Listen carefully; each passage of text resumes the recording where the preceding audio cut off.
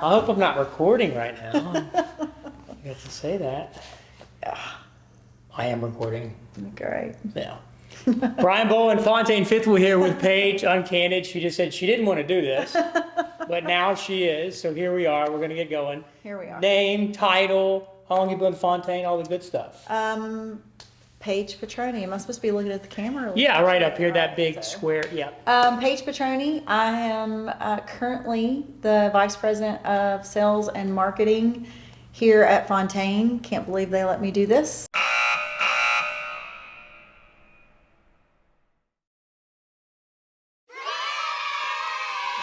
But I've been with Fontaine about 14 years now. Awesome. Awesome. I have a quote from you that I like. So I worked for you for a while, and it's, you know what we should do? So that's your favorite quote. So I have all of those quotes here. I filed them all away. So what we should do, I don't know where we should get started. Nice. Yeah, I filed them all away. It's a lot of them. I'm really scared as to I what know. you might have on So you have a lot of ideas. Where does that come from? Why, are they always just bouncing around? You know, I spend a lot of time in my head, unfortunately.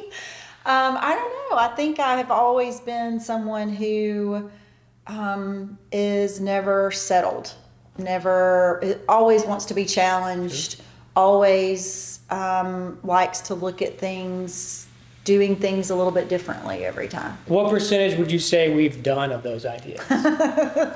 Like every 100 you have, you get done Maybe 50-50. That's pretty good. That's a high hit rate. I don't know. What do you think, Brian? I'll turn the table. I don't know. As many, I write them all down like you can see, but that doesn't mean. You went to school for not sales. No. So we call that accounting. That's correct. Yeah. So where did you go to school? I actually went to a local Alabama private Baptist college called Samford University, not to be confused with Stanford. Correct. It's the one in Alabama. This is the one in Alabama. And I came out of there with an accounting degree and went into public accounting, got my CPA certification, and actually was hired on at Fontaine 14 years ago as the controller. So there's a trend at Fontaine. We had an engineer in here yesterday who's now a salesperson, an accountant now a salesperson. Yep. So is this just what we do at Fontaine? We just kind of pull people to the dark side, the corner side? You know, I think what we have learned to do over time is put people in the best slots for their skill set. And just because I couldn't figure out that I didn't need to be an accountant, you know, back when I was in college, didn't mean I was going to get stuck into that role. And we just tend to plug people in where they have, number one, skills, but also an interest. So you have a crazy home life, a couple of kids out in the world now. What are they up to? How stressful is it now that they're...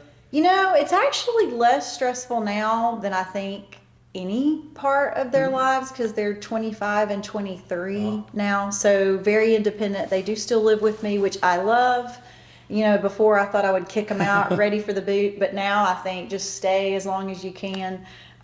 So they're actually helpful. I just actually had to call one today asking them to pick up the dog medication because I'm not going to get there in time. So they're actually responsible adults, believe it or not. So I've asked everyone this question.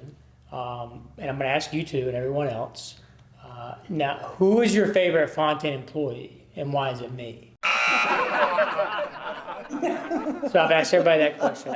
I've gotten mixed responses, I'm not sure. Of all the places we've been, the meals, cities, places we visited, what's your favorite maybe city that we went to doing a show or customer, and what's your favorite meal you've eaten? Okay, wow. I don't prep you for this. No one's prepped for these. I sit you down and we ask you questions. That is true. I would say San Antonio. Okay. It's probably one of my favorite cities. We've had actually a lot of fun over the last, particularly since I've been in sales, because that's what you do when you're in sales.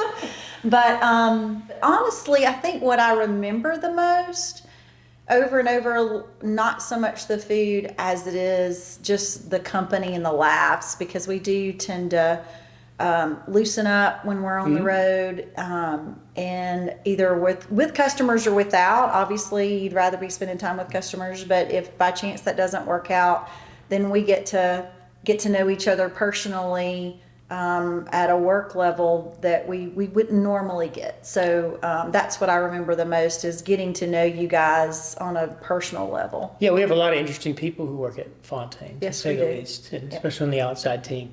Last thing I'll ask you, you and I have been to some shows together, we walked around, and so Paige is a woman in trucking who stands out a little bit, and I think in a good way. How is it being a woman in trucking just dominated by like a male presence all the time? I think you can choose to look at it one of two ways. You can either look at it like a roadblock, or you can look at it as an opportunity.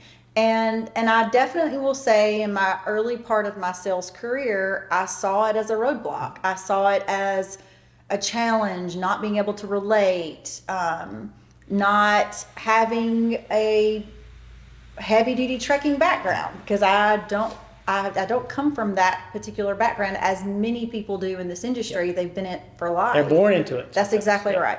But I can also, I think over time I have learned that this particular industry, like any other, wants people that work hard, that are that really have an interest in making a difference, and then will do what they say they'll do. And honestly, anyone can succeed in this industry if they do that. I look at myself as somebody that just wants to look at a situation, add some value, and listen to the customer and say, how can we help? And then make that happen. Well, I'd say you've done that on our side. So I want to wrap it up. You've come up with some assembly programs. You made us build a studio we're sitting in. You put a lot of ideas out there that we have done, Yeah. that has pushed us forward. So thanks for being here. Appreciate your time. Hopefully everyone at home learned a little bit more about Paige. When I sit on the couch and don't prep them for anything. So All right, so who's going to interview you, Brian? That's what I'm going to do it myself. I'm going to sit here, and then I'm going to go over there and ask myself a question. I'm going to come back over here and do stuff like that. Yeah, So. thanks for doing this. Absolutely. Thank you, Paige. Yep.